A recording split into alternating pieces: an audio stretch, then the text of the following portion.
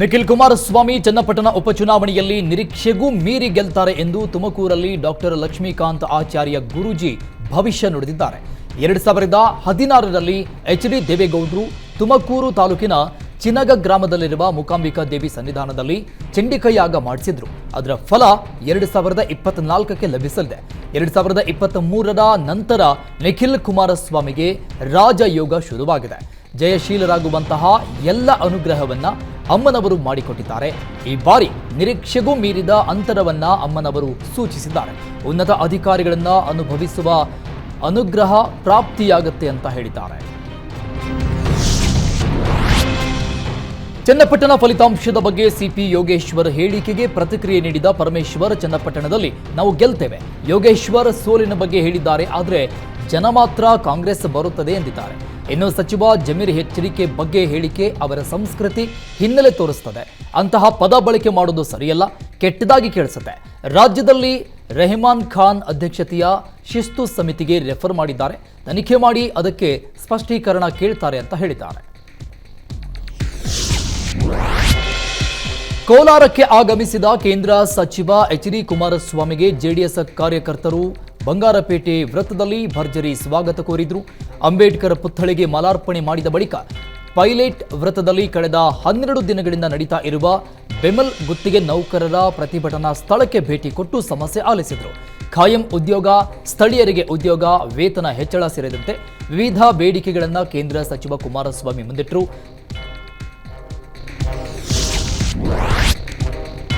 BPL ಫಲಾನುಭವಿಗಳ ಪರಿಷ್ಕರಣೆಯ ಬಗ್ಗೆ ಸ್ವತಃ ಸಿಎಂ ಸಿದ್ದರಾಮಯ್ಯ ಸ್ಪಷ್ಟನೆ ಕೊಟ್ಟಿದ್ದಾರೆ. ಯಾರು ಅನರ್ಹರಿದ್ದಾರೆ ಅವರ ಕಾರ್ಡ್ ರದ್ದುಗೊಳಿಸಲಾಗಿದೆ. ಇನ್ಕಮ್ ಟ್ಯಾಕ್ಸ್ ಕಟ್ಟುವವರ ಕಾರ್ಡ್ ರದ್ದು ಮಾಡಲು ನಿರ್ಧರಿಸಿದ್ದು ಇನ್ನೂ ನಿರ್ಧಾರ ತೆಗೆದುಕೊಂಡಿಲ್ಲ. ಯಾರು ಅರ್ಹರಿದ್ದಾರೆ ಅವರಿಗೆ ಯಾರಿಗೂ ಖಂಡಿತ ರದ್ದು ಮಾಡಲ್ಲ. ಜನರನ್ನ ಕನ್ಫ್ಯೂಸ್ ಮಾಡಬೇಡಿ, ಅನರ್ಹರಿಗೆ ಕೊಡಬಾರದು ಅನ್ನೋದು ನಮ್ಮ ಉದ್ದೇಶ ಅಂತ ಸಿದ್ದರಾಮಯ್ಯ ಹೇಳಿದ್ದಾರೆ.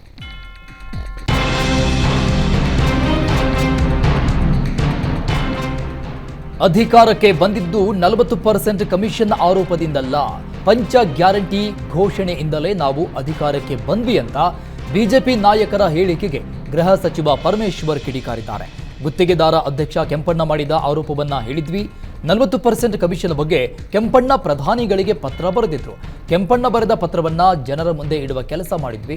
ಪ್ರಧಾನಿ ಮೋದಿ 700 ಕೋಟಿ ಆರೋಪಕ್ಕೆ ದಾಖಲೆ ಕೊಟ್ಟಿದ್ದಾರಾ ಅಂತ ರಾಜ್ಯ ಬಿಜೆಪಿ ನಾಯಕರನ್ನ ಗೃಹ ಸಚಿವ ಪರಮೇಶ್ವರ್ ಪ್ರಶ್ನೆ ಮಾಡಿದ್ರು. ಗ್ಯಾರಂಟಿಗಳ ಬಗ್ಗೆ ಅಪಪ್ರಚಾರ ನಡೆಸಿದವರ ವಿರುದ್ಧ ಕೇಸ್ ದಾಖಲಿಸುತ್ತೇವೆ ಅಂತ ಹೇಳಿದ್ದಾರೆ.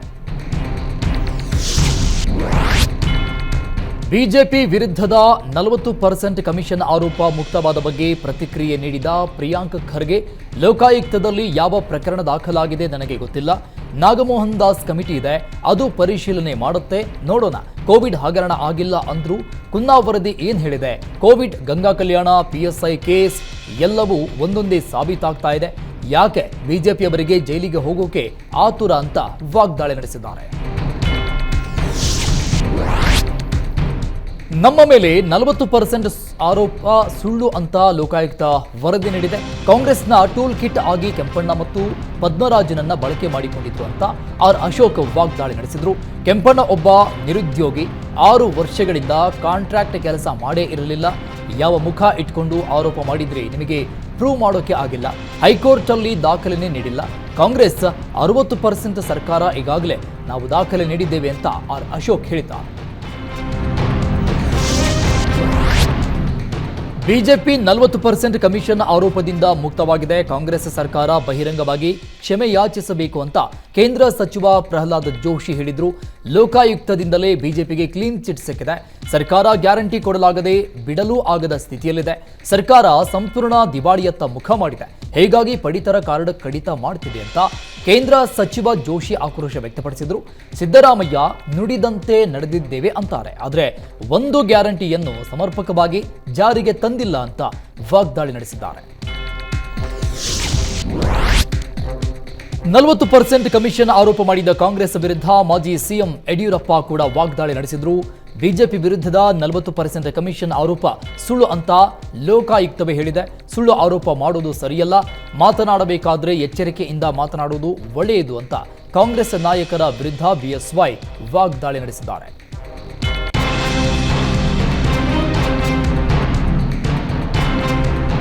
ರೈತರಿಗೆ ಸಂಬಂಧಪಟ್ಟ ನೀರಾವರಿ ಯೋಜನೆಯ ವಿದ್ಯುತ್ ಬಿಲ್ ಕಟ್ಟದೆ ಕನೆಕ್ಷನ್ ಕಟ್ ಮಾಡಿದ್ದಾರೆ. ಸರ್ಕಾರ ಗ್ಯಾರಂಟಿ ಮಾತ್ರ ಇಟ್ಕೊಂಡು ಹೊರಟಿರೋದು ಅಭಿವೃದ್ಧಿಗೆ ಸಮಸ್ಯೆ ಆಗುತ್ತಿದೆ ಅಂತ ಬಿಜೆಪಿ ಸಂಸದ ಬಿವೈ ರಾಘವೇಂದ್ರ ಕುಟುಕಿದ್ರು. ಬಿಪಿಎಲ್ ರದ್ದು ಮಾಡಿ ಎಪಿಎಲ್ ಕಾರ್ಡ್ ಮಾಡ್ತಾ ಇರುವ ಬಗ್ಗೆ ಮಾತನಾಡಿದ ಸಂಸದರು, ಈ ವಿಚಾರದಲ್ಲಿ ಸರ್ಕಾರದ ನಿರ್ಧಾರದಲ್ಲಿ ಕೆಲವೊಂದು ಸರಿ ಇದೆ.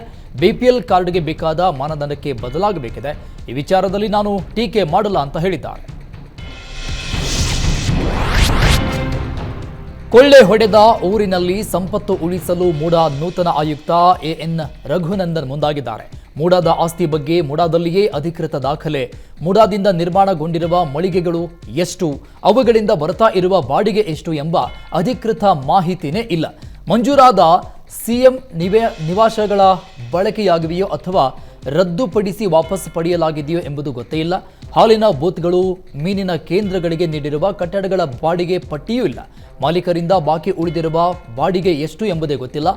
ಜಾಗ ಎಷ್ಟು ಒತ್ತುವರಿಯಾಗಿದೆ ಅನ್ನೋದು ಗೊತ್ತಿಲ್ಲ. ಹೀಗಾಗಿ ಈಗ ಮೂಡಾ ಆಸ್ತಿ ರಕ್ಷಣೆಗೆ ಮುಂದಾಗಿರುವ ನೂತನ ಪ್ರಾಧಿಕಾರದ ಆಯುಕ್ತ ಎಎನ್ ರಘುನಂದನ್ ಆಸ್ತಿ ವಿವರ, ಬಾಡಿಗೆ ವಿವರ ಎಲ್ಲವನ್ನ ಡಿಜಿಟಲೀಕರಣ ಮಾಡಲು ಸಿದ್ಧತೆ ನಡೆಸಿದ್ದಾರೆ.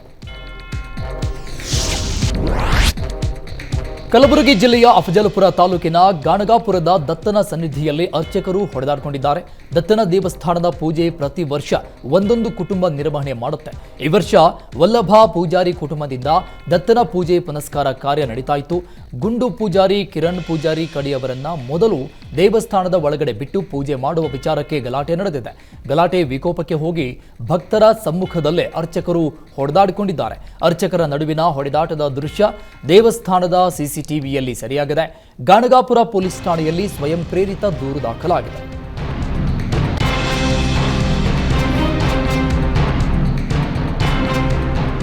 ಪಿಡಿಒ ಸಾಮಾನ್ಯ ಪ್ರಶ್ನೆ ಪತ್ರಿಕೆ ಪರೀಕ್ಷೆಯಲ್ಲಿ ಕೆಪಿಎಸ್ಸಿ ಎಡವಟ್ಟು ಮಾಡಿದೆ.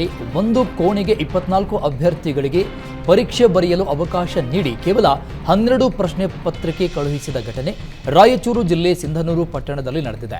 ಕಡಿಮೆ ಪ್ರಶ್ನೆ ಪತ್ರಿಕೆ ಸರಬರಾಜು ಮಾಡಿದ ಕೆಪಿಎಸ್ಸಿ ವಿರುದ್ಧ ಅಭ್ಯರ್ಥಿಗಳು ರಸ್ತೆ ತಡೆದು ಪ್ರತಿಭಟನೆ ನಡೆಸಿದರು. ಸ್ಥಳಕ್ಕೆ ಬಂದ ಸಿಂಧನೂರು ತಹಶೀಲ್ದಾರ್ ಹೆಚ್ಚಿನ ಸಮಯ ಅವಕಾಶ ನೀಡುವುದಾಗಿ ಅಭ್ಯರ್ಥಿಗಳ ಮನವೊಲಿಸಿದರು. ಅಭ್ಯರ್ಥಿಗಳ ಆಕ್ರೋಶದ ನಡುವೆಯೂ ಆಡಳಿತ ಮಂಡಳಿ ಪರೀಕ್ಷೆಯನ್ನು ನಡೆಸಿದೆ. ರಾಮಕೃಷ್ಣ ಆಶ್ರಮದ ಆವರಣದಲ್ಲಿದ್ದ ಅಪರೂಪದ ಮರಗಳಿಗೆ ಕತ್ತರಿಸಲಾಗಿದೆ. ರುದ್ರಾಕ್ಷಿ ಮರ, ಬನ್ನಿ ಮರ, ಹಲಸಿನ ಮರ, ಅಶೋಕ ಮರ, ಪನ್ನೀರು ಸೇರಿದಂತೆ ಹಲವು ಮರಗಳನ್ನು ಕಡಿಯಲಾಗಿದೆ. 150 ವರ್ಷಗಳ ಪುರಾತನ ರುದ್ರಾಕ್ಷಿ ಮರಕ್ಕೆ ಪರ್ಯಾಯವಾಗಿ ನೆಡಲಾದ ರುದ್ರಾಕ್ಷಿ ಮರಕ್ಕೂ ಕತ್ತರಿ ಹಾಕಲಾಗಿದೆ. ಆದರೆ ಆಶ್ರಮದ ಆವರಣದಲ್ಲಿ ಇನ್ನೂ ಅನೇಕ ಮರಗಳಿದ್ದು ಅಪರೂಪದ ಮರಗಳಿಗಷ್ಟೇ ಕೊಡಲಿ ಏಟು ಹಾಕಿರುವುದು ಹಲವು ಅನುಮಾನಗಳಿಗೆ ಎಡೆಮಾಡಿಕೊಟ್ಟಿದೆ. ಬಳ್ಳಾರಿ ಜಿಲ್ಲಾಸ್ಪತ್ರೆಯಲ್ಲಿ ಸಿಸೇರಿಯನ್ ಬಳಿಕ 3 ಬಾಣಂತಿಯರ ಸಾವಿನ ಪ್ರಕರಣದ ತನಿಖೆ ಚುರುಕುಗೊಂಡಿದೆ. ನಾಳೆ ಸರ್ಕಾರಕ್ಕೆ ತನಿಖಾ ತಂಡ ವರದಿ ಸಲ್ಲಿಸುವ ಸಾಧ್ಯತೆ ಇದೆ. ನವೆಂಬರ್ 9ರಂದು ಬಳ್ಳಾರಿ ಜಿಲ್ಲಾಸ್ಪತ್ರೆಯಲ್ಲಿ ಸಿಸೇರಿಯನ್ ಬಳಿಕ 3 ಬಾಣಂತಿಯರು ಸಾವಾಗಿತ್ತು. 4 ಬಾಣಂತಿಯರು ಅಸ್ವಸ್ಥರಾಗಿದ್ದರು. ಹೀಗಾಗಿ ಸರ್ಕಾರ doctor Savita, doctor Bhaskar, doctor Harsha ಒಳಗೊಂಡಿರುವ ತನಿಖಾ ತಂಡ ರಚಿಸಿತ್ತು. ಈಗಾಗಲೇ ಬಳ್ಳಾರಿ ಜಿಲ್ಲಾಸ್ಪತ್ರೆಯಲ್ಲಿ ತನಿಖೆ ನಡೆಸಿರುವ ತಂಡ ಕೆಲವೊಂದು ಲ್ಯಾಬ್ ರಿಪೋರ್ಟ್ಗಳಿಗಾಗಿ ಕಾಯ್ತಾ ಇದ್ದು ನಾಳೆ ಸರ್ಕಾರಕ್ಕೆ ವರದಿ ಸಲ್ಲಿಸುವ ಸಾಧ್ಯತೆ ಇದೆ.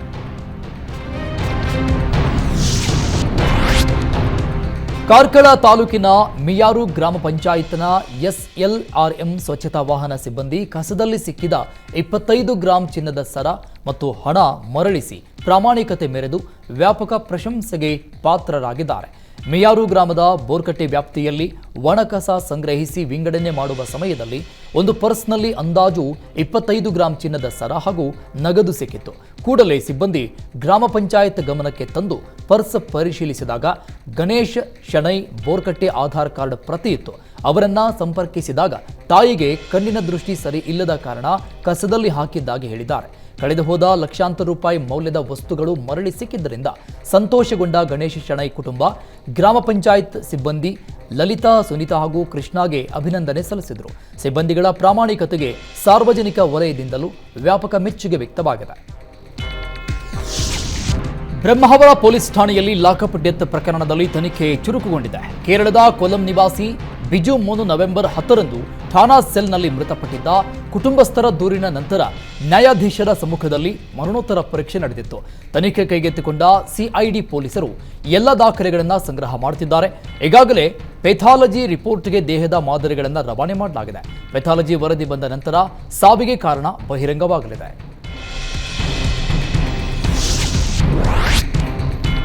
ಸಾರ್ವಜನಿಕರ ನಿದ್ದೆಗೆಡಿಸಿದ್ದ ಇಬ್ಬರು ಜಾನುವಾರು ಕಳ್ಳರನ್ನ ಪೊಲೀಸರು ಬಂಧಿಸಿದ್ದಾರೆ.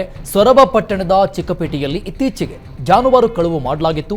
ಈ ಬಗ್ಗೆ ಜಾನುವಾರು ಮಾಲೀಕ ಸತೀಶ್ ಸೊರಬ ಪೊಲೀಸ್ ಠಾಣೆಯಲ್ಲಿ ದೂರು ಕೊಟ್ಟಿದ್ರು. ಸಿಸಿ ಕ್ಯಾಮೆರಾ ದೃಶ್ಯ ಆಧರಿಸಿ ಪ್ರಕರಣದ ಜಾಡು ಹಿಡಿದು ಹೊರಟ ಪೊಲೀಸರು ಇಬ್ಬರು ಜಾನುವಾರು ಕಳ್ಳರನ್ನ ವಶಕ್ಕೆ ಪಡೆದಿದ್ದಾರೆ. ಶಿವಮೊಗ್ಗದ ವಾದಿಹುದಾ ಬಡಾವಣೆಯ ಮೊಹಮ್ಮದ್ ಶಾಹಿದ್ ಹಾಗೂ ಮೊಹಮ್ಮದ್ ಸಲ್ಮಾನ್ ಬಂಧಿತ ಆರೋಪಿಗಳಾಗಿದ್ದಾರೆ. ಅಕ್ರಮವಾಗಿ ಬೀಟೆ ಮರ ಕಡಿದು ಸಾಗಿಸುತ್ತಿದ್ದ ಇಬ್ಬರು ಮರಗಳ್ಳರನ್ನ ಬಂಧಿಸಲಾಗಿದೆ. ತುಂಬಳ್ಳಿಪುರ ಗ್ರಾಮದ ಡಿಮ್ಡ್ ಫಾರೆಸ್ಟ್ನಿಂದ ಮರಗಳನ್ನು ಕಡಿದು ಪಿಕಪ್ ವಾಹನದಲ್ಲಿ ಸಾಗಿಸುತ್ತಿದ್ದ ವೇಳೆ ಅರಣ್ಯಾಧಿಕಾರಿಗಳು ದಾಳಿ ನಡೆಸಿದ್ದಾರೆ. ಪ್ರದೀಪ್ ಹಾಗೂ ವಿಜಯ್ ಬಂಧಿತರಾಗಿದ್ದು, ಸುರೇಶ್ ಹಾಗೂ ರವಿ ಎಂಬಿಬ್ಬರು ಆರೋಪಿಗಳು ಎಸ್ಕೇಪ್ ಆಗಿದ್ದಾರೆ. ಆಲ್ದೂರು ಅರಣ್ಯಾಧಿಕಾರಿಗಳು ಪ್ರಕರಣ ದಾಖಲಿಸಿದ್ದಾರೆ. ಸಚಿವ ಜಮೀರ್ ಅಹಮದ್ ವಿರುದ್ಧ ಚಿಕ್ಕಮಗಳೂರಲ್ಲಿ ಪ್ರತಿಭಟನೆ ಮುಂದುವರೆದಿದೆ. ಸಚಿವ ಸ್ಥಾನಕ್ಕೆ ರಾಜೀನಾಮೆ ನೀಡಬೇಕು ಅಂತ ಆಗ್ರಹಿಸಿ ಬಿಜೆಪಿ ಹಾಗೂ ಒಕ್ಕಲಿಗ ಸಂಘಟನೆಯಿಂದ ಆಲ್ದೂರಿನಲ್ಲಿ ಪ್ರತಿಭಟನೆ ನಡೆಸಲಾಯಿತು. ಸಚಿವ ಜಮೀರ್ ಅಹಮದ್ ಭಾವಚಿತ್ರಕ್ಕೆ ಬೆಂಕಿ ಹಚ್ಚಿ ಪ್ರತಿಭಟನಾ ನಿರತರು ಧಿಕ್ಕಾರ ಕೂಗಿದ್ದಾರೆ. ಮೈಸೂರು ಜಿಲ್ಲೆ ನಂಜನಗೂಡಲ್ಲಿ ಚಿಕ್ಕ ರಥೋತ್ಸವ ಅದ್ಧೂರಿಯಾಗಿ ನಡೆಯಿತು. ನಂಜನಗೂಡಿನ ಶ್ರೀಕಂಠೇಶ್ವರ ದೇಗುಲದ ಬಳಿಯಿಂದ ಆರಂಭವಾದ ಮೆರವಣಿಗೆ ರಥ ಬೀದಿಯಲ್ಲಿ ಸಾಗಿತು. ಚಿಕ್ಕ ಜಾತ್ರೆ ರಥೋತ್ಸವದಲ್ಲಿ ಸಾವಿರಾರು ಭಕ್ತರು ಭಾಗಿಯಾಗಿ ಸಂಭ್ರಮಿಸಿದ್ದಾರೆ.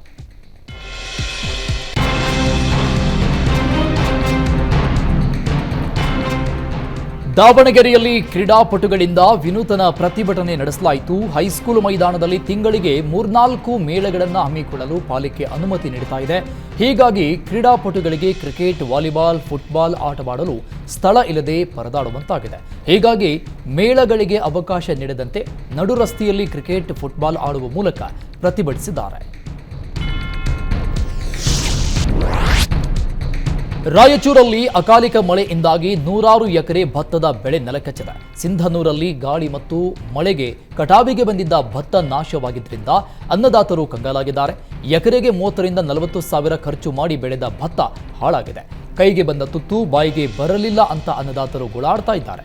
ಕೃಷಿ ಅಧಿಕಾರಿಗಳು ಕೂಡಲೇ ಸರ್ವೆ ಮಾಡಿ ಪರಿಹಾರ ನೀಡಬೇಕು ಅಂತ ಆಗ್ರಹಿಸಿದ್ದಾರೆ. ಬೀದರ್ ಜಿಲ್ಲೆಯ ಔರಾದ ತಾಲೂಕಿನ ಕೌಠಾ ಬಿ ಗ್ರಾಮದಲ್ಲಿ 3 ದಿನಗಳ ಹಿಂದೆ ಮೊಸಳೆ ಕಾಣಿಸಿಕೊಂಡು ಗ್ರಾಮಸ್ಥರಲ್ಲಿ ಆತಂಕ ವಾತಾವರಣ ನಿರ್ಮಾಣ ಆಗಿತ್ತು.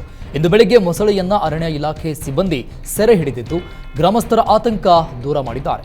3 ದಿನಗಳ ಹಿಂದೆ ಮಾಂಜುರಾ ನದಿ ಪಕ್ಕದಲ್ಲಿ ಬರುವ ಗ್ರಾಮ ಕೌಠಾ ಗ್ರಾಮದಲ್ಲಿ ಮೊಸಳೆ ಪ್ರತ್ಯಕ್ಷ ಆಗಿತ್ತು. ಆತಂಕ ಸೃಷ್ಟಿಯಾಗಿತ್ತು. ಅಷ್ಟೇ ಅಲ್ಲದೆ 3 ದಿನಗಳಿಂದ ಕೆರೆ ಸುತ್ತ ಸಂಚರಿಸಲು ಭಯದ ವಾತಾವರಣ ನಿರ್ಮಾಣ ಆಗಿತ್ತು. ಚಿಕ್ಕಮಗಳೂರಲ್ಲಿ ಬೀಟಮ್ಮ ಟೀಮ್ ಹಾವಳಿಗೆ ಕಾಫಿ ಬೆಳೆಗಾರರು ತತ್ತರಿಸಿ ಹೋಗಿದ್ದಾರೆ. ಕಳೆದ 2 ವಾರಗಳಿಂದ ಮಲೆನಾಡಲ್ಲಿ ಬೀಟಮ್ಮ ಟೀಮ್ ರೌಂಡ್ಸ್ ಹಾಕ್ತಾ ಇದ್ದು ಆನೆ ಸಂಚರಿಸಿದ ಜಾಗದಲ್ಲಿ ಕಾಫಿ, ಅಡಿಕೆ, ಮೆಣಸು ಮಣ್ಣು ಪಾಲಾಗಿದೆ. ಕಾಫಿ, ಮೆಣಸು ಕಟಾವು ಮಾಡುವ ವೇಳೆಯಲ್ಲಿ ಆನೆ ದಾಳಿ ಮಾಡಿದೆ. ವರ್ಷದ ಬೆಳೆಯನ್ನ ಕಳೆದುಕೊಂಡಿರುವ ಬೆಳೆಗಾರರು ಅತಂತ್ರರಾಗಿದ್ದಾರೆ. ಸದ್ಯ ಆಲೂಗಡ್ಡೆ ಮೀಸಲು ಅರಣ್ಯ ಪ್ರದೇಶದಲ್ಲಿ 20ಕ್ಕೂ ಹೆಚ್ಚು ಕಾಡಾನೆಗಳು ಬೀಡು ಬಿಟ್ಟಿದ್ದಾವೆ. ಕಾಡಾನೆ ದಾಳಿ ತಡೆಯಲು ವಿಫಲವಾದ ಅರಣ್ಯ ಇಲಾಖೆಯ ವಿರುದ್ಧ ಕಾಫಿ ಬೆಳೆಗಾರರು ಆಕ್ರೋಶ ವ್ಯಕ್ತಪಡಿಸಿದ್ದಾರೆ. ನಟ ಡಾಲಿ ಧನಂಜಯ್ ಮನೆಯಲ್ಲಿ ಮದುವೆ ಶಾಸ್ತ್ರ ಪ್ರಾರಂಭ ಆಗಿದೆ. ಧನಂಜಯ್ ಮನೆಯಲ್ಲಿ ನಿಶ್ಚಿತಾರ್ಥ ಸಂಭ್ರಮ ಹಾಗೂ ಲಗ್ನ ಪತ್ರಿಕೆ ಬರೆಸೋ ಶಾಸ್ತ್ರ ಆಗಿದೆ. 2025 ಫೆಬ್ರವರಿ 16ಕ್ಕೆ ಡಾಲಿ ಹಾಗೂ ಧನ್ಯತಾ ದಾಂಪತ್ಯ ಜೀವನಕ್ಕೆ ಕಾಲಿಡ್ತಾ ಇದ್ದಾರೆ. ಮೈಸೂರಿನ ಎಕ್ಸಿಬಿಷನ್ ಗ್ರೌಂಡ್ನಲ್ಲಿ ಮದುವೆ ಅದ್ಧೂರಿಯಾಗಿ ನಡೆಯಲಿದೆ. ನವೆಂಬರ್ 1ರಂದು ಡಾಲಿ ಧನಂಜಯ್ ತಾವು ಮದುವೆ ಆಗ್ತಾ ಇರುವ ಧನ್ಯತಾ ಅವರನ್ನ ಅಭಿಮಾನಿಗಳಿಗೆ ಪರಿಚಯಿಸಿದ್ರು.